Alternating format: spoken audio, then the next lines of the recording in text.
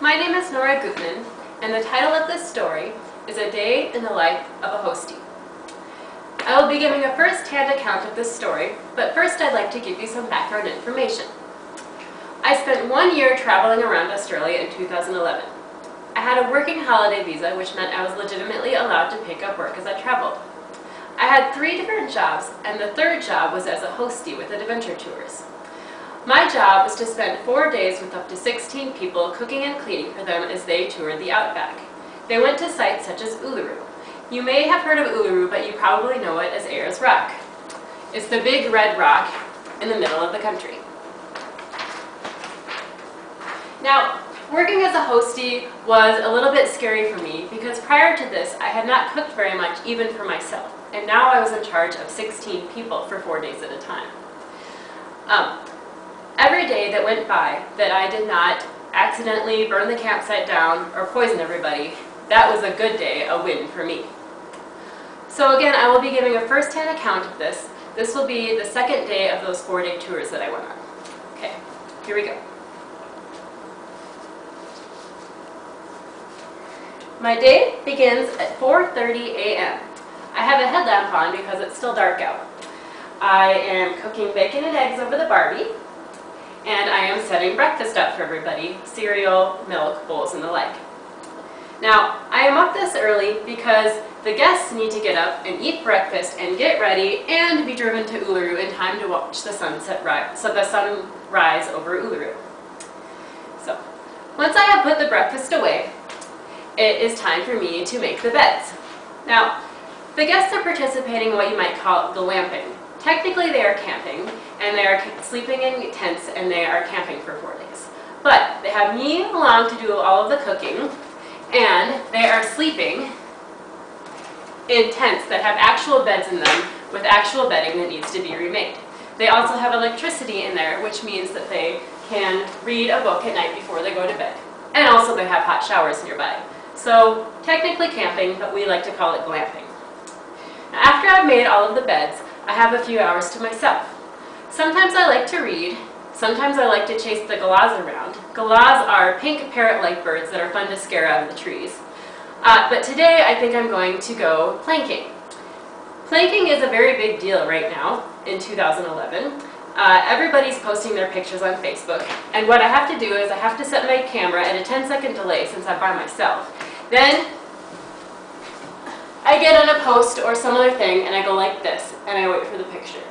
Now, it takes a long time to get the picture just right, so I do this for about 2 hours with Uluru in the background, and then it's time for me to go back and start making lunch.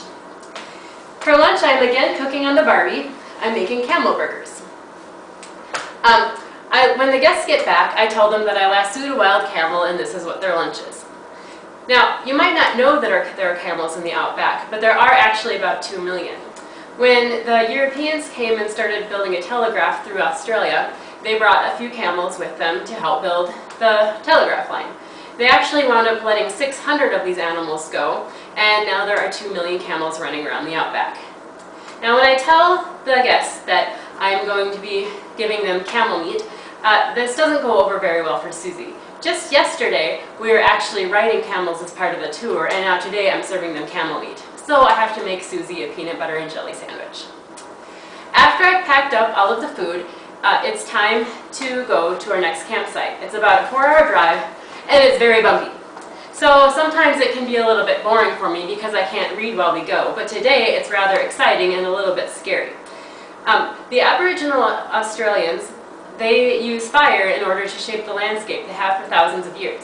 Well, these are controlled fires, but today it makes me a little nervous if they're just how controlled they are, because as we were driving down the road, I actually see fire burning on both sides of the road. It's a little bit nerve-wracking. When we get to the new campsite, I jump out of the truck, first person out, and I go into the camp kitchen and I make sure that there's no mouse poop anywhere to be seen. There has been a large infestation of mice in Australia this year, and the people that are glamping are paying good money to be doing this, and they don't want to see any mouse poop near their food. So, I make sure there's no mouse poop and I get the food cooking. We cook chicken and rice and vegetables this evening, so Susie does not worry, she is able to eat the food this evening. Now, just as I'm finishing up, the guide brings in a pot that has just been in the fire. He cooked bread over the fire for everybody. You can do this in a big cast iron pot. So he cooked bread. It was just self-rising flour and water, and he brings it into me. Well, he brings it in on a hook, but I am not thinking, and I grab it to set it next to the rest of the food. This pot that has just been in the fire. Youch! That hurt! So I now need to put some cool water over my hand for quite a while. Once I'm done with that, then it's time to clean up and it's time for me to go to bed. So I get to have a longer sleep tonight because we don't have anywhere to go tomorrow early in the morning. And that is the end of my day. I made it through the day without anybody being injured except myself, so it's a good day.